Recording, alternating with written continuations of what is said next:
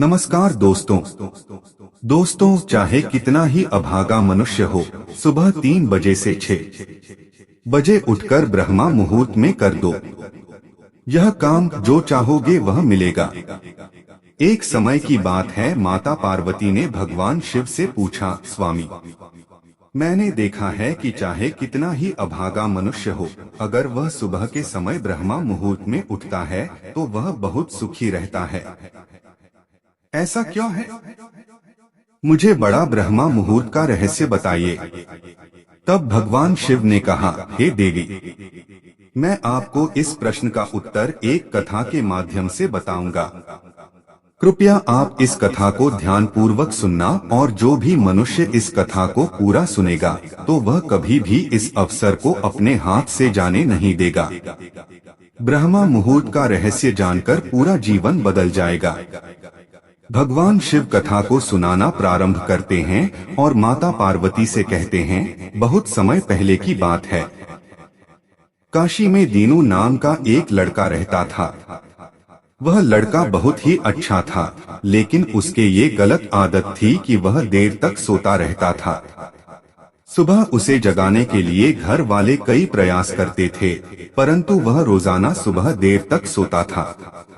वह लड़का कभी भी 9 बजे से पहले नहीं उठता था।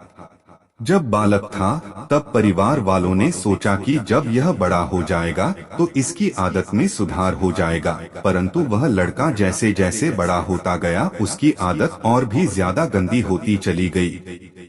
दुनिया इधर से उधर हो सकती थी, लेकिन वह लड़का कभी भी जल्दी नहीं उठ पाता था। उसके पिता उसकी इस आदत से बहुत ज्यादा परेशान रहने लगे थे।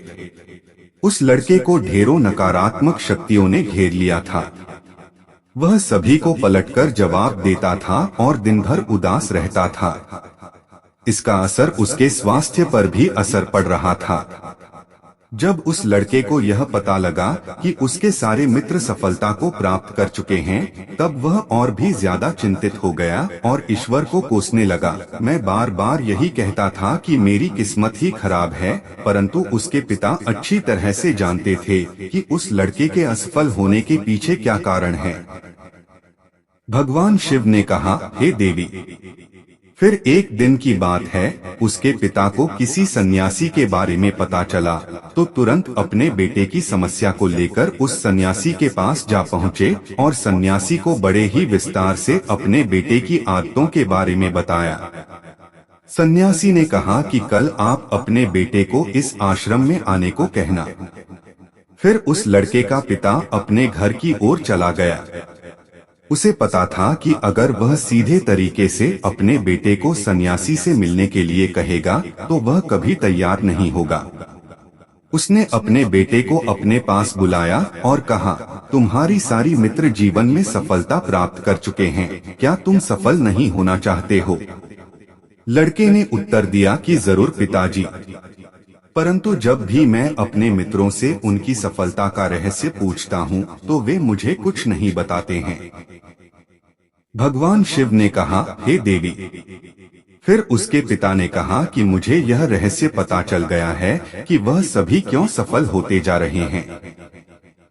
उस लड़के ने बड़ी उत्सुकता से पूछा, क्या पता चल गया है पिताजी? कृपा करके आप मुझे बताइए। उसके पिता ने कहा कि कल सुबह तुम्हें एक सन्यासी के आश्रम में जाकर उनसे मिलना है। यदि तुम वहां पर समय से पहुंच गए तो है सन्यासी तुम्हें ऐसा मंत्र बताएंगे जिससे तुम सफल हो जाओगे, परंतु एक समस्या है। लड़के ने पूछा, क्या समस्या है? पिता ने कहा कि जब तक तुम सोकर उठोगे तब तक सन्यासी से मिलने का समय समाप्त हो जाता है। भगवान शिव ने कहा, हे देवी, फिर उस लड़के ने कहा कि पिताजी, मैं कल पूरी रात जागता रहूंगा और सुबह सन्यासी से मिलकर आऊंगा।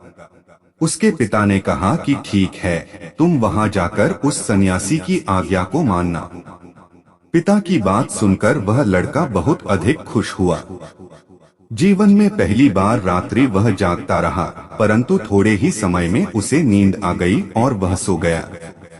फिर अगली सुबह जब उठा तो उसे पता चला कि सन्यासी से मिलने का समय समाप्त हो चुका था। उसके पिता ने लड़के की तरफ देखा और कहा कि तुम जीवन में कभी सफल नहीं हो पाओगे, जाओ और जाकर सो जाओ। पिता की यह बात सुनकर उस लड़के को बहुत दुख हुआ। उसने मन ही मन स्वयं को चुनौती दी कि कल सुबह वह सन्यासी से मिलने अवश्य जाएगा। उसने अपने पैर में एक छोटा सा घाव बना लिया, जिससे दर्द के कारण उसे रात भर नींद नहीं आई। भगवान शिव ने कहा, हे देवी, यह ऐसा पहला अवसर था जब उसने अपने जीवन में पहली बार सूर्योदय देखा था। वह तुरंत ही तैयार होकर सन्यासी से मिलने के लिए चला गया।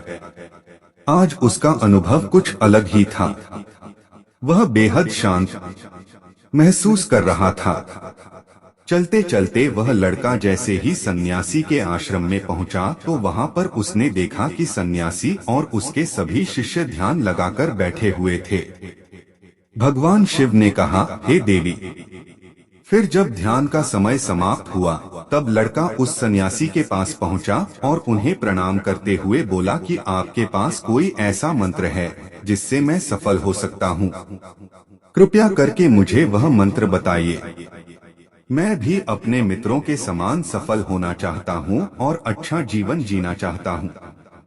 भगवान शिव ने कहा, हे देवी। सन्यासी मुस्कुराए और बोले, अच्छा तो तुम वही बालक हो।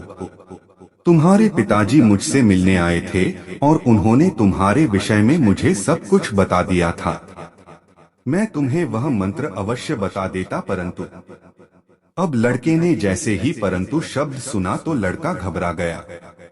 उसने पूछा, परंतु क्या गुरुदेव?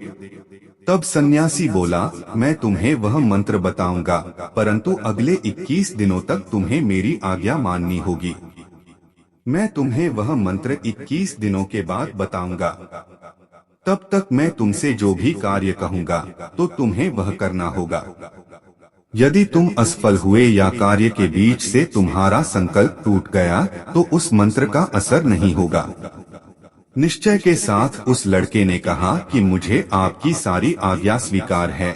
मैं अगले 21 दिनों के लिए आपका दास हूँ। आप जो भी कहेंगे मैं वही कार्य करूँगा। मुझे केवल और केवल उस मंत्र के बारे में जानना है। भगवान शिव ने कहा, हे देवी। फिर सन्यासी ने उस लड़के से कहा कि ठीक है, कल से तुम्हारा कार्य शुरू होगा। तुम इसी आश्रम में निवास करोगे। वह लड़का आश्रम में निवास करने के लिए तैयार हो गया। सन्यासी ने कहा कि यहाँ रहते हुए तुम्हें ब्रह्मा मुहूर्त में उठना होगा और दूसरे शिष्यों की तरह ध्यान और तप करना होगा। साथ ही आश्रम के कार्यों में भी सहायता करनी होगी। ध्यान रहे, यह संकल्प टूटना नहीं चाहिए। भगवान शिव ने कहा, हे देवी। अब लड़का सन्यासी की बात से सहमत हो गया। अगले दिन से उसके कार्य के दिन की शुरुआत की। इस बार उसने दृढ़ निश्चय किया, परंतु 1 सप्ताह बीतने के पश्चात ही उसका संकल्प टूट गया और वह 8वें दिन देर तक सोता रहा। जब नींद से जागा तो उसने कहा कि मुझसे कितनी बड़ी भूल हो गई है। वह रोते हुए सन्यासी के पास पहुंचा और कहने लगा कि हे गुरुदेव, मेरा संकल्प टूट गया और मैं जीवन में कभी सफल नहीं हो पाऊंगा। सन्यासी ने उसे समझाते हुए कहा कि एक बार फिर से शुरुआत करो, फिर से संकल्प करो। फिर लड़के ने सन्यासी से पूछा कि सुबह उठना इतना आवश्यक क्यों होता है और यहाँ पर सभी लोग इतनी जल्दी क्यों उठ जाते हैं? भगवान शिव ने कहा, हे देवी। तब सन्यासी ने लड़के को समझाते हुए कहा कि सुबह यानी ब्रह्मा मुहूर्त में उठने के पीछे बहुत बड़ा विज्ञान छिपा हुआ है। लड़के ने कहा कि कृपया मुझे वह विज्ञान बताने की कृपा करें। सन्यासी ने कहा कि रात्रि को 4 प्रहर में बांटा गया है। पहला रुद्रकाल, जिसका समय शाम 6 बजे से लेकर 9 बजे तक होता है। दूसरा राक्षस काल, जिसका समय रात्रि 9 बजे से 12 बजे तक होता है। तीसरा गंधर्व काल, जिसका समय रात्रि 12 बजे से 3 बजे तक होता है। सबसे अंत में जो प्रहर आता है उसे मनोहर काल कहते हैं। इस समय को ब्रह्मा मुहूर्त या अमृत बेला के नाम से भी जाना जाता है। इसका समय भोर 3 बजे से सुबह 6 बजे तक होता है। यह वह समय होता है जब पूरे संसार के नकारात्मक शक्तियां निष्क्रिय अवस्था में होती है और सकारात्मक शक्तियां सक्रिय होती है। ब्रह्मा मुहूर्त अर्थात देव मुहूर्त। ब्रह्मा मुहूर्त का अर्थ देवताओं का समय होता है। भगवान शिव ने कहा, हे देवी। फिर न्यासी आगे कहता है, इस समय देवता धरती पर विचरण कर रहे होते हैं और जागृत मनुष्य पर उनका बड़ा ही सकारात्मक प्रभाव पड़ता है। ब्रह्मा मुहूर्त ऐसा समय होता है जिसमें मनुष्य का मस्तिष्क बिल्कुल खाली होता है, जिसमें किसी प्रकार की कोई विचार नहीं होती हैं, और जब इस समय व्यक्ति अपनी पुस्तक खोलकर पाठ का अध्ययन करते हैं तो उन्हें सब कुछ जल्दी जल्दी याद भी होता है और यह लंबे समय तक याद रहता है। यह ऐसा समय है जिसमें हम ज्ञान को समझने का प्रयास करते हैं। इस कारण आश्रम के सभी शिष्य और संसार में बहुत से ज्ञानी लोग ब्रह्मा मुहूर्त में ही उठ जाते हैं। प्राचीन काल में रोशनी का कोई स्रोत न होने के कारण लोग अपने दिन का समापन सूर्यास्त के साथ और आरंभ सूर्योदय के साथ करते थे। यह एक तरीका है जिससे मानव जीवन प्रकृति के साथ तालमेल बनाकर चलता है। भगवान शिव ने कहा, हे देवी। फिर उस लड़के ने कहा कि ठीक है, मैं कल से अपना संकल्प फिर से शुरू करता हूँ, परंतु ब्रह्मा मुहूर्त में उठकर मुझे क्या क्या करना चाहिए। तब सन्यासी ने कहा कि ठीक है, अब मैं तुम्हें बताता हूँ कि ब्रह्मा मुहूर्त में क्या करना चाहिए और कैसे करना चाहिए। सबसे पहले उठकर धरती माता पर पाँव रखने से पहले धरती माता को प्रणाम करना चाहिए और अपनी दोनों हथेलियों को देखना चाहिए और ईश्वर को धन्यवाद देना चाहिए कि उन्होंने तुम्हें आज का सूर्योदय देखने का अवसर दिया है। इसके बाद नित्य कर्म और स्नान करने से शरीर की ही नहीं बल्कि मन की शुद्धता भी बढ़ती है। स्नान करने के पश्चात ध्यान की प्रक्रिया होती है। ब्रह्मा मुहूर्त में ध्यान की अवधि 21 दिन तक होती है। इस विधि का उपयोग तब किया जाता है जब आप अपनी कोई मनोकामना की पूर्ति चाहते हैं। यह ऐसा समय होता है जब व्यक्ति अपने आज्ञा चक्र को सक्रिय करने पर काम करते हैं।